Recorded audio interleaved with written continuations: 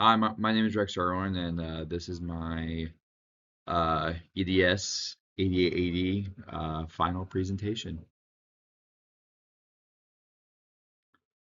My three goals that I set out at the beginning of the EDS program, that's sort of been my driving focus, were to increase the amount of student-led IEP meetings for my caseload, teach a technology skill to my department PLC that develops and improving instruction, and finally, diversify the types of summative assessments that I provide to students so that they can demonstrate authentic learning. I thought that the most impactful courses for my goals came in EDS 8824 and EDS 8846. In EDS 8824, we did a literature review where I began to focus more on uh, the student-led IEP process, and I really got to dive in very deeply into that content, and I came out more knowledgeable, certainly. And then with EDS 8846, that focused on assessment, which that drives everything in the classroom for us in regards to measuring how students learn. So those two courses really stuck out. But overall, each course did contribute and have some impact. Generally speaking, getting more comfortable with the idea that teacher leadership occurs uh, beyond just getting into leadership.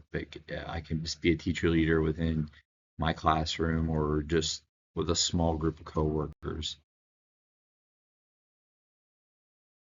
As you can tell from the previous slide, my focus became to increase the amount of student-led IEP meetings for my caseload.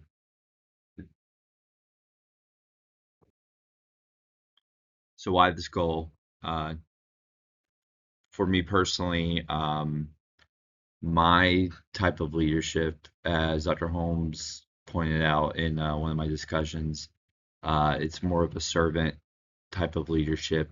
Um, and I don't have interest in, at least at this time, in a administrative type of role.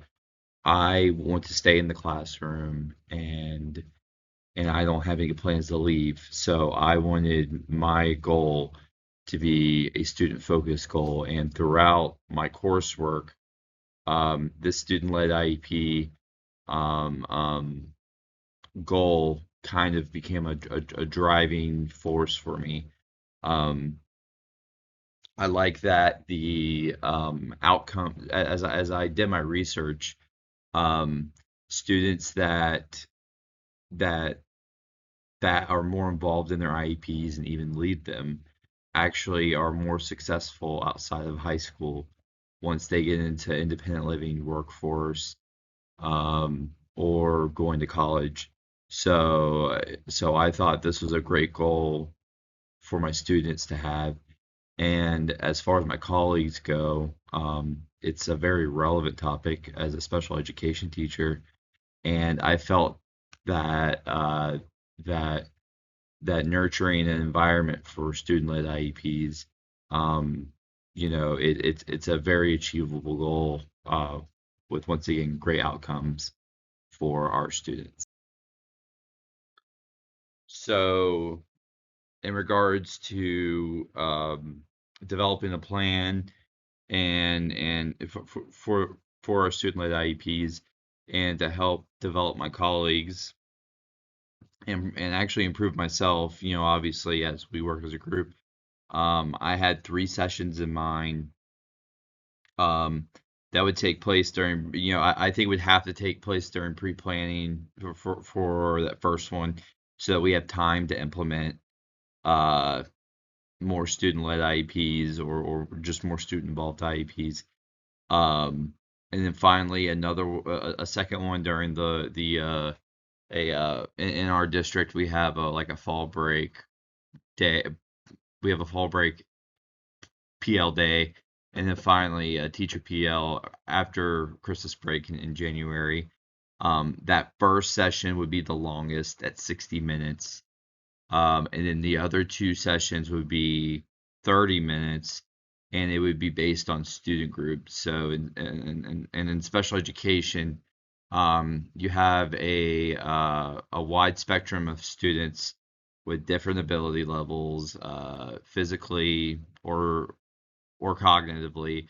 So the type of supports that you might need to involve them in an IEP or to allow them to lead will look different. Um, some students will only, they may just need a graphic organizer, and other students may need a technology assistance. So after that initial large meeting, we would have different groups, and so on fall PLD on fall PL day, uh, uh, you know, three groups will have three separate meeting times for half an hour. And then the general gist, it's just in that first one, right? Just the general idea of a student-led IEP, positive impacts on students, what a student IEP might look like, and then finally, what resources there are. We'll look at those in the training. So I went over some of this in the last slide, but just some of the session details, right? Session one, we're going to introduce the topic. If it should be to a group of special education teachers, so they know what an IEP is, but based on the research I did for my literature review, the percentage of student involvement in IEPs, especially when they're younger than 18, is at around 50%, which isn't great. Potential outcomes, right? Once again, that's using that research. Um, and then framework for student-led IEP development, and that's going to look different depending on the group, which I mentioned previously.